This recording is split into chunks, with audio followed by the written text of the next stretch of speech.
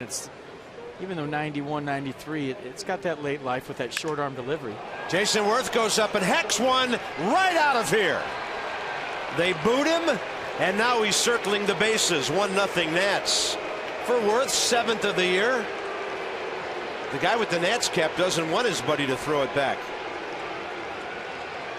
He's got the ball.